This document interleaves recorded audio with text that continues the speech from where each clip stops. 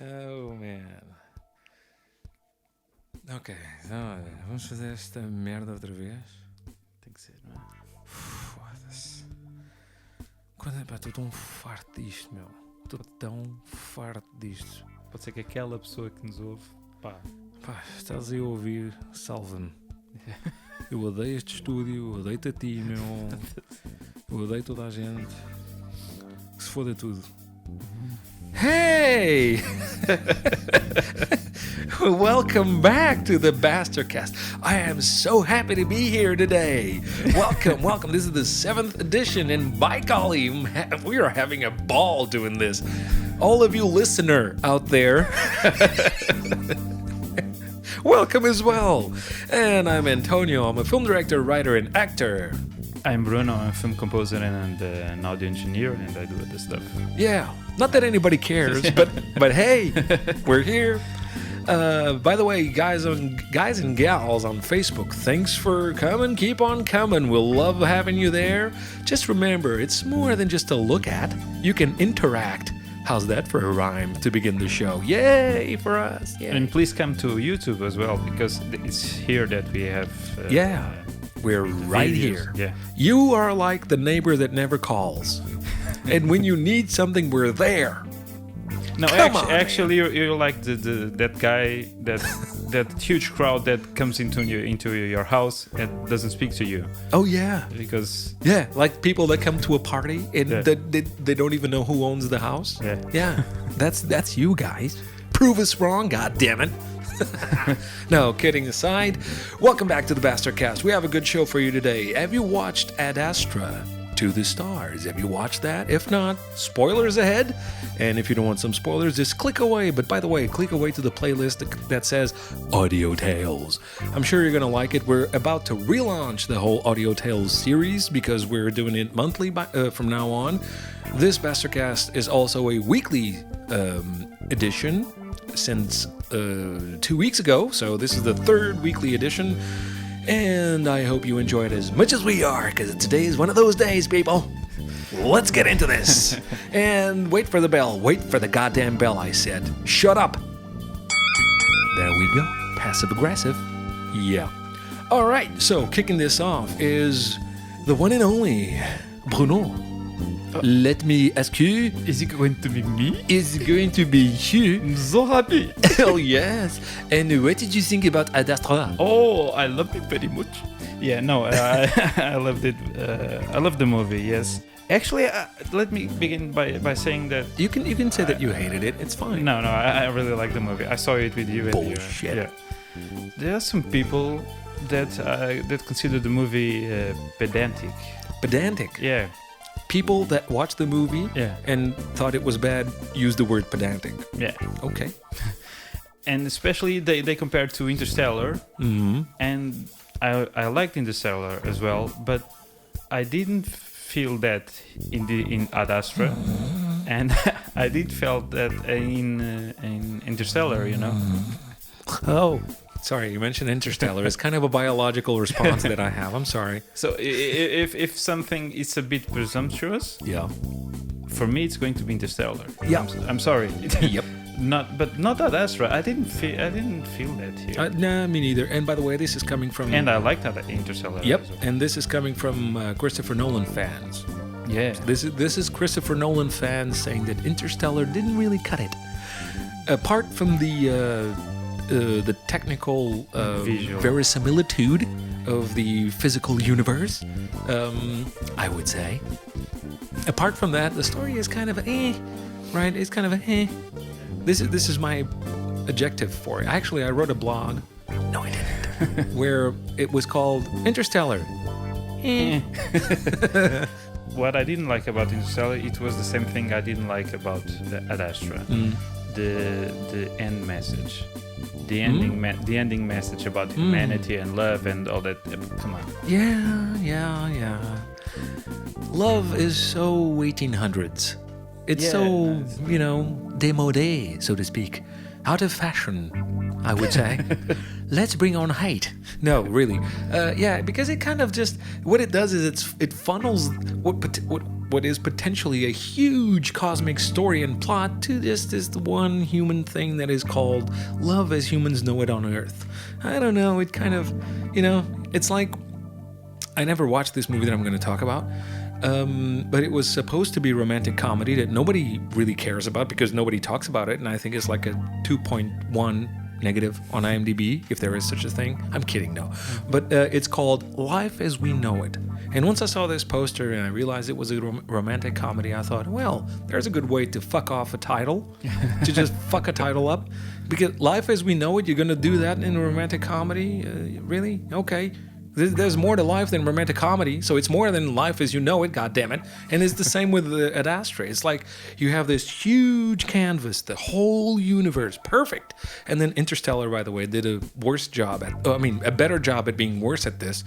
And then you boil it down to love and human relations and to that family, that particular family that is nothing but the shadow of a spit in the cosmos. So yeah, that I didn't like. So I'm not a fan of Interstellar. I thought that was pedantic. Yeah. And Ad Astra, no, I thought it was very, it could be, you know what it could have been? Technically it would have been very ambitious, but it has the depth to be a good stage play. Really? Yeah. I think so. If it were a sci-fi play on in theater, I would go and see it because what I mean is it has that time. It delves into the characters that deeply. Yeah, and it's kind of in some parts it's kind of a slow burn. Yeah. But I like. I understand it. Yeah. In that movie, it's supposed to be. Yeah, it's supposed to be like that. And you even have action scenes. Yeah, but people that man. go. I'm not going to even spoil it for you guys. If you watch the movie, beware the action scenes. They are super cool, super well done. Yeah. But it's not an action movie. Don't kill yourselves. Don't kill yourselves. There are some scenes in the trailers that I don't remember appearing in. Yeah, you mentioned during that. the movie. Yeah, the whole. Do you remember in the movie that scene where they are giving a press conference or something like that? Something like that. I don't remember in the movie. I don't remember seeing that in the movie. That scene wasn't in the movie. Neither that scene with Liv Tyler and Brad Pitt in the hospital. I don't remember that as well. Yeah, you remember the trailer better than I do. I don't remember the trailer that well. But now that you mention it, I think, there were some scenes that weren't in the final cut. But, these things happen.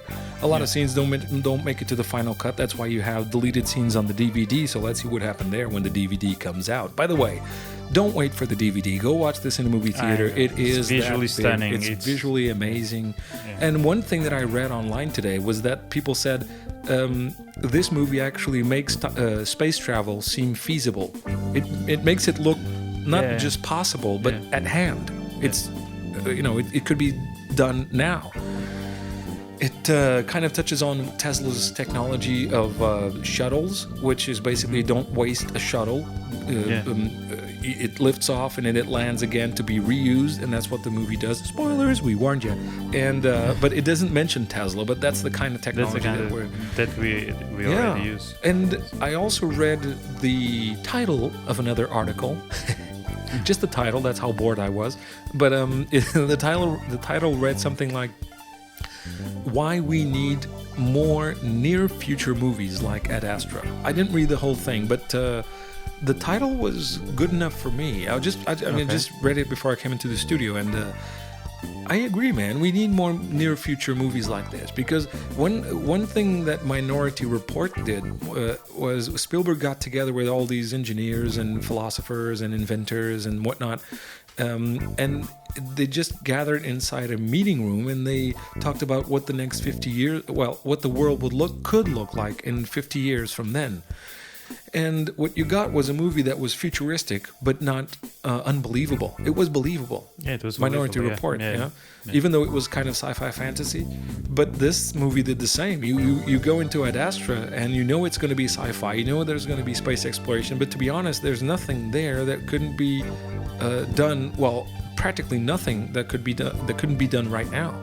It talks about colonies on Mars and on the Moon. Okay, so that isn't done yet, but we could be doing that now with the current technology. So yeah, It's not far-fetched. it's not far. Good. That's what. Thank you. That's the word I was looking for. Far-fetched. Yeah. So I really enjoy the movie, man. Just the end scene. I'm talking about the very final last scene of the movie. The actual ending of the movie. Again, like Interstellar. Yeah. By the way, Brad Pitt was Amazing. He didn't have many lines. No.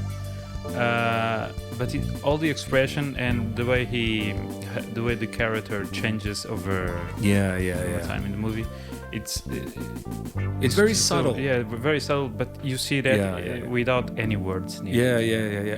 You do have the voiceover, which helps. Which has Robert McKee rolling in his grave when he gets there. But it actually helps the movie. It does. It kind of helps the movie in the same way that I was going to be facetious. I was going to say it helps the movie the same way that the Harrison Ford's voiceover helped Blade Runner. No, I'm kidding. This one is really helpful because the character himself, he doesn't really express himself through words. He expresses himself through actions mostly, and it's great to get a glimpse of his inner world and that's why I say it has the rhythm and the dynamics of a stage play. Because it allows the character at that time in each scene to, I don't know, to emotionally explore the scene. I hope I'm getting through to you guys. This is not a good day. It's that time of the month where I just want you all to go. Oh, no, I'm kidding. I'm not gonna. No. The soundtrack was very really well good. done. Yeah. Yeah. No, but we were talking during the movie. Yes, we do that about the soundtrack and how it picked up on a lot of different movies. Yeah. Different. Similar, I would say, movies, or at least movies that would be on the same shelf in a DVD rental store. And even the movie get influenced by other movies like Solaris. Yeah, Solaris. Yeah. And 2001. A Space Odyssey. Yeah, for definitely. example, that's what we think. Yeah, I mean, it is. It's not like you're listening to the same themes throughout the movie. There are different themes, but they pick up each. I think that each different theme picks up on a different movie. I'm not saying that's what the composer wanted it to do it. And I'm not talking only about the soundtrack. I'm talking about the overall movie, yeah. like thematically. Thematically, yeah. Okay. Yeah, I think so too. And here's we were looking at movies that kind of if you liked Ad Astra, you would kind of want to watch these movies as well. So give me one of those movies that you think people would like as well if for example, Solaris. Solaris, yeah. Both 2002 and 1972. Yeah. I actually think the 2002 version, it's more has the human element more present than the other one. I think so. And the chemistry between George Clooney and Natasha McElhorn. Yeah. It's even greater than in the other movie. Than the Russian movie. Yeah. Well, the Russian movie is, as you know, by Andrei Tarkovsky from 1972, and it does have a very different pace and a very different take on human relations and emotions. It's more, I would say, mental. It's more intellectually driven, and the 2001 remake, I think, is more emotionally driven. But I love both movies. I mean, people don't really pay due respects to the 2002 George Clooney adaptation, but I think it's a great movie. I think it's a great movie. Yeah, and the soundtrack was amazing. Yeah. But if you watch the 1972 Tarkovsky Solaris, you will not be disappointed. It's very interesting, very, like I said, intellectually driven. The one from 2002 is from Steven Soderbergh.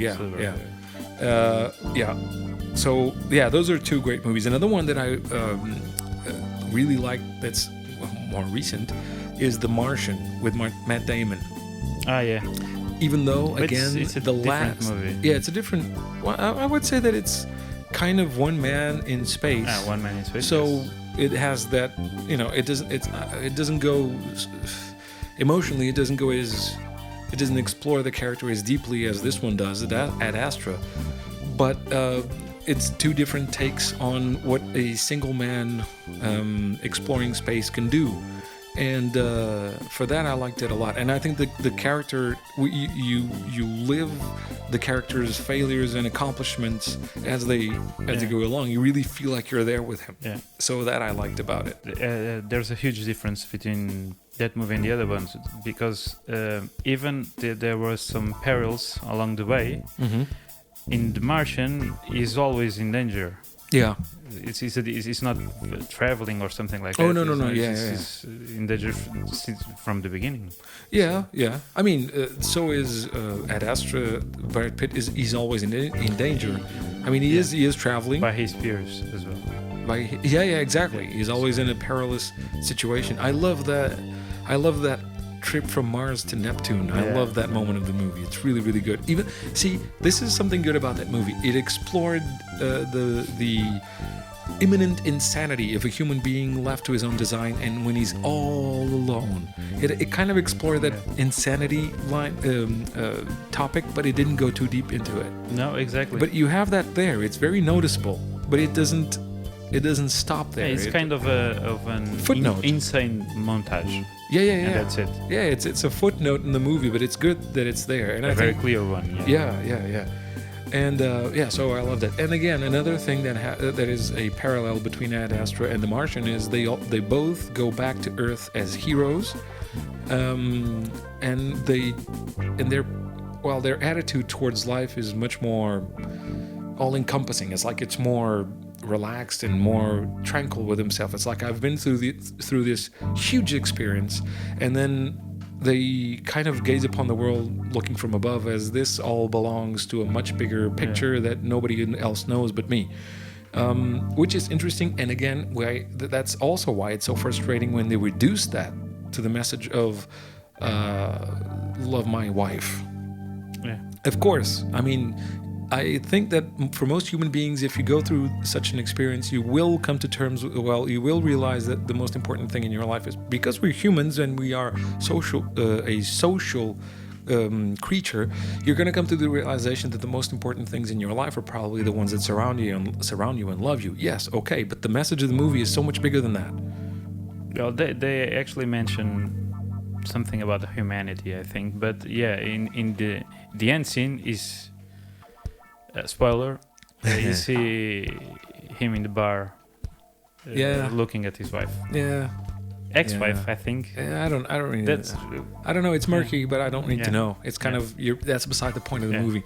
To me, the movie is all about it's good that the relationship topic is there throughout the movie, because he's still a human being, yes, but to end the movie on that note, and that's why I think a little less emotional would be good for the overall theme of the movie. But hey, that's me.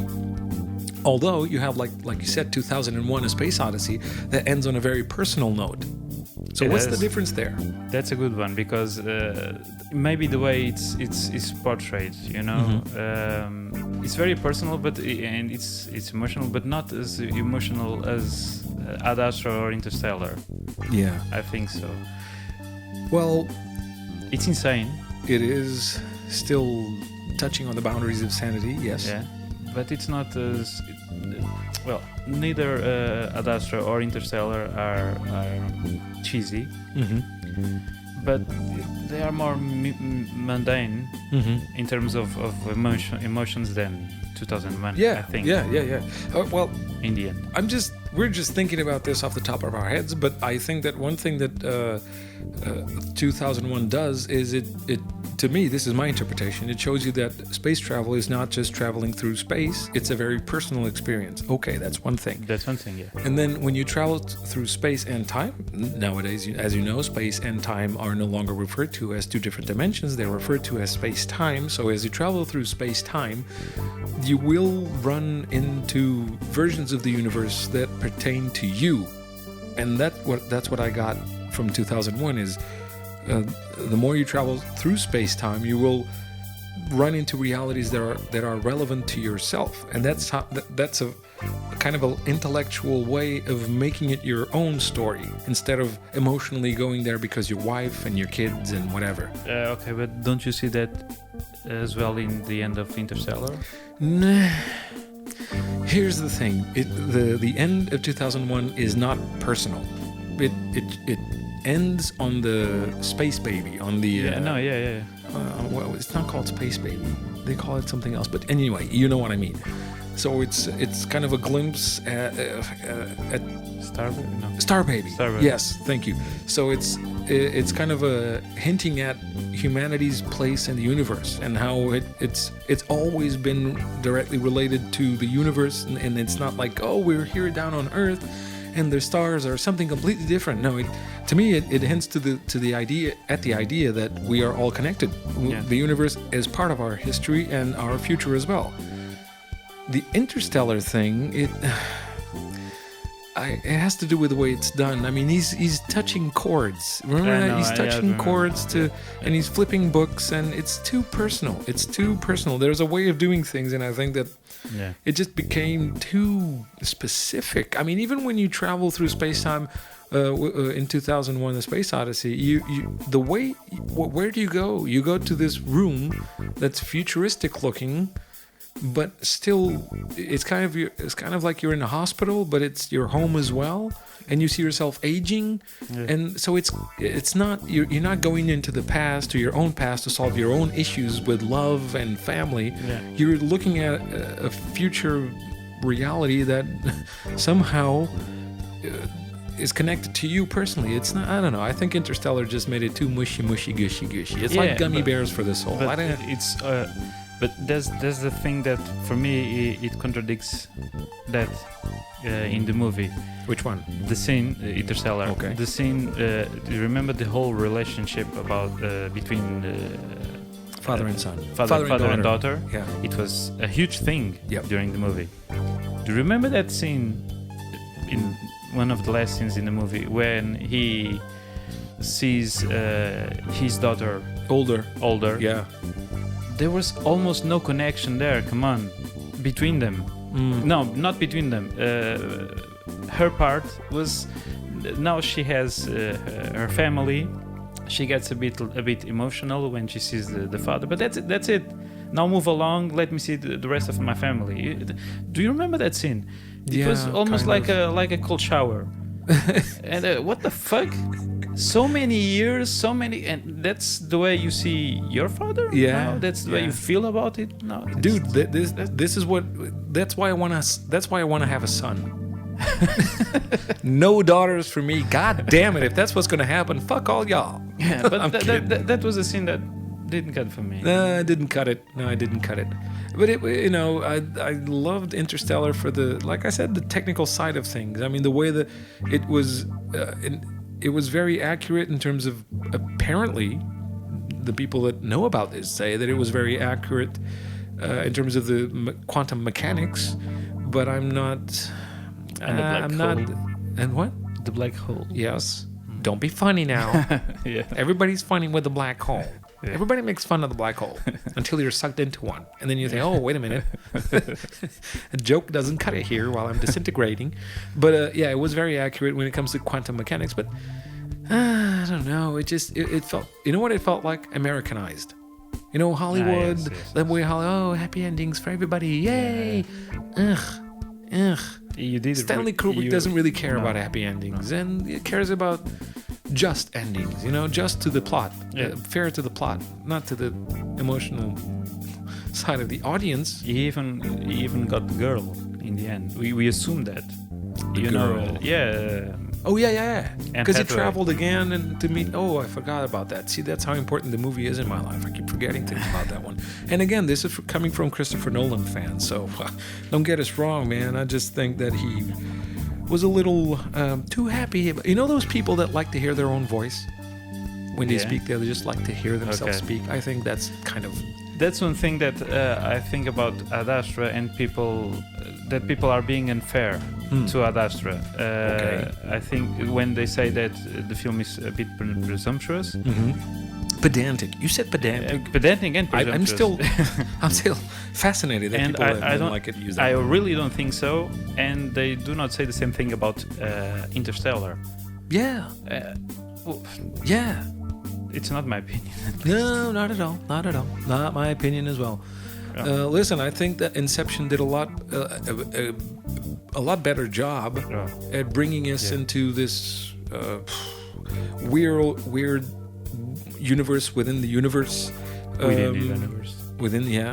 Than Interstellar. I think, to be honest, Interstellar seemed like it was too sloppy, script-wise, screenplay-wise. It was just, I don't know.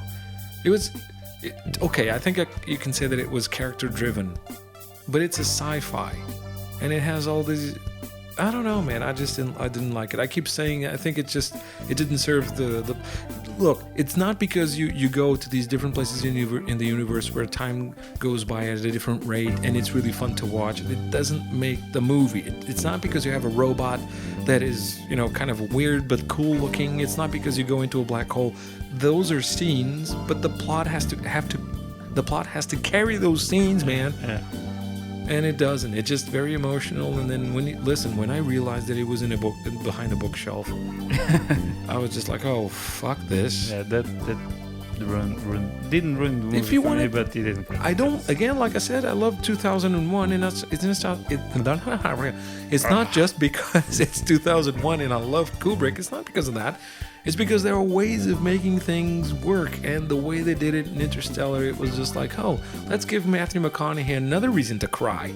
He spends the whole fucking movie crying. Well, not the whole fucking movie, but the whole fucking movie. You saw Brad Pitt. You saw Brad Pitt crying in this movie. Shed a tear, but it's not. It's not gratuitous. No, it's not. No, and he's trying to hold back. And that's the. He's not trying to drool like McConaughey. The best way, yeah. We love you, McConaughey. Work with us. Honest, I'll make you cry. Once you see our budget. I'm kidding. So yeah, Interstellar, Solaris, 2001: A Space Odyssey, both Solaris, and one last one, Gravity. Okay. That's a completely different movie, yeah, but yeah. It's not. Someone lost in space. It's not lost in space. It's lost in the neighborhood. Yeah. Kind of lost in the projects, something like that. Lost in the project. Yeah, it's like when Earthwise. Yeah. You go out for a ride on your bicycle, movie. And the bicycle, breaks down in a ravine, and you have to crawl back up and go back to your. This was a great analogy, by the way. I'm very smart. I think it's more near The Martian than. Yeah. Astra or Interstellar. Yeah, but it also was a great movie. I liked it. Yeah, but again, the message at the end, my daughter. Yeah. Well, fortunately, they didn't go overboard with the whole daughter thing. Oh, my daughter died. Yeah, well, okay, nobody cares. We're out in space. Let's just enjoy being out in space. So most of the out in space things, and I really liked Gravity, by the way. I liked it a lot, and it kind of kicked off this technically accurate space explorations movie. Was it before Interstellar? Well, Gravity was 2013, and Interstellar is 2014. Okay. The Martian 2015. So yeah, it was before. It was the one that kicked it off, and I think they did a pretty good job. And you have George Clooney's character disappearing into space, just like spoilers. Click away.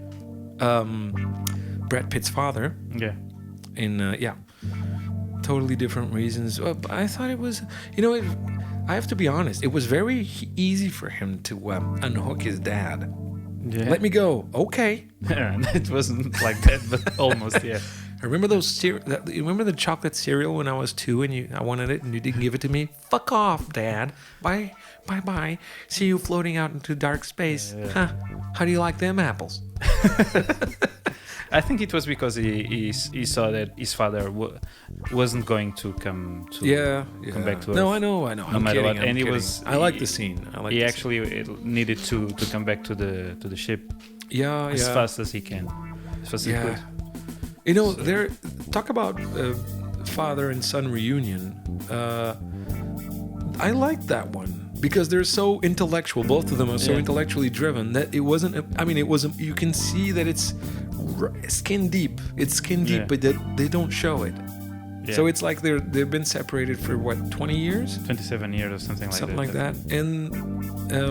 And then when they see each other, it's like they have this awkward hello, and then they just go about business as if, oh, we were together last week. Yeah. But I think it's really well done. Yeah, They pulled it off really well, because you see, you know, that's why it's important. That's how you do it right. You saw in the booth, in the message booth, you saw how important. Even it was a surprise, even to Brad Pitt's character, how important meeting his father again was to him. Yeah. He didn't expect it to be that important. And he lost his cool when He lost his cool, but when he sees his father, he keeps his cool, and we know as the audience how hard it is for him. Yeah, inside it's a turmoil. So Man, it's really good. It's really, really good. It's a very unique. Here's another movie that I liked, and kind of tone-wise, I think it's very similar. First Man. yeah. The tone of the movie. Actually, some people say that I heard some people say Two people. That's not. Yeah, that's Two that's people. technically some. that this movie should be We have a Ad lot of Astra. friends. We have a lot of friends, not just two. And one listener.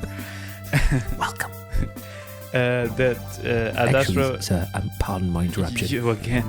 Fuck. Yes, I just wanted to mention that we've been having at least 24 views per video, so it's more than just one listener.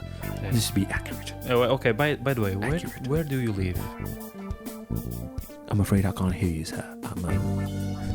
I'm having trouble with this connection. Okay. And but just wanted you to be a little more accurate, if you can hear me, because I can't hear you back. Englishman out of nowhere. There he is. That's him. That's him, everybody. So sorry, you were saying I was saying that 26 at the moment. 26 views. I just wanted to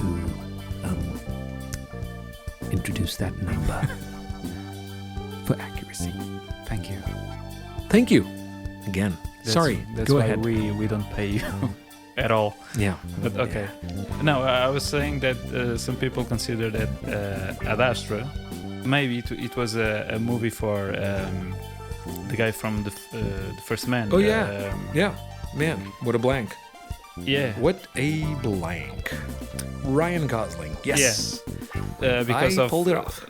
because of the lack of emotion and dialogue or stuff like that. That's what you want from an actor, by the way. Lack of emotion. I like Ryan Gosling. I like but Ryan not Gosling's for, lack of emotion. but not for every movie. No, I think it was He really was good in the First Man. Man, Yeah. and I think actually I would wager that Brad Pitt, when he was learning about the character and the way that he is so intellectually driven, I think he may have taken some things out of Rosling's interpretation of First Neil Man. Armstrong. Okay. Yeah, I mean, because to be honest, you compare the two in terms of emotional responses. And well, they're both astronauts, so Yeah. I think Yeah, you buy into it. Yeah. they have to keep it cool, and they actually mentioned that in Ad Astra that in some things that in the fall scene when he falls from I was going to mention that scene. Yeah. his heart rate is in 80 BPM as well. Yeah, so, yeah. Yeah, that's pretty incredible. Yeah, pretty incredible. And by the way, that fall scene is. Yeah. If I would be shitting myself. I all would over. I would be doing 80 BPMs, but I would be saying, NASA, would you please have a change of underwear when I'm down there? Thank you. And I would just say it like that. No details needed. Just have it ready. I'm falling at 20,000 feet per second. So, yep. Actually, have two pairs because, oops, another one. That's it. Yeah. Yep. It's going. It's like a faucet down there. So, you might don't want to steer clear. Just for leave it there. Yeah. Just yeah. First shit in space, people. No, I like the fall. I thought you were going to talk about the when they're trying to land on Mars, and there's a problem with the verticality. That's another good scene. A great scene, man, and they didn't have to expand on it. He just grabbed the commands. He did what he had to at the very last second. Well done at the very last second. Things as far as last second saves go. That one was really well done. Yeah. And then he just says, "I'm sure, Captain, that you know why I had to do that." And that's it. You command the ship is yours, and That's it. No need for more dialogue. Yeah. Show, don't tell. Here's a tip for all you screenwriters out there that are starting out and not sure if you're adding too much dialogue. If you can show it, show it. Don't say it. And yeah, that's a good, yeah. Yeah. All right. So this was the last Bastercast ever. I hope you enjoyed it. I'm sick of all you people. I'm going to go home and be depressed with my cat. And yeah, great. And no, I'm kidding. God damn it. I hope it stirs up some comments, though. It would be a first. It would be a first. Hey, you people on Facebook, you're all welcome, but find your way to YouTube and tell us how much you like us or hate us. Please, yes. if you hate us, I'll make sure you go to the top of the list. Those were the days when people only hated you. Anyway, again, Audio Tales coming, being relaunched this October. This October, yeah. To enjoy the Witches Month. And let us know what you think about those. A lot more Audio Tales coming, one per month from now on. Bastercast weekly sessions, here we go. And hit us up on Facebook, Instagram, and the right places. We'll have some news for you about other places as well. Maybe, I don't know, we're checking it out. The Englishman out of nowhere is supposed to help us, but let's see what he does. So this is us signing off. See you. See ya. And until next flip week. side and all those things. Have a great day, guys. Talk soon. Hey, you bastard. Did you know we do a lot more than podcasts? What, you don't believe me? Check out these 2 videos. Still here, huh? Well, then I dare you to click that subscribe button. What are you, chicken? Do it! And hit that like button and the bell while you're at it. See you soon.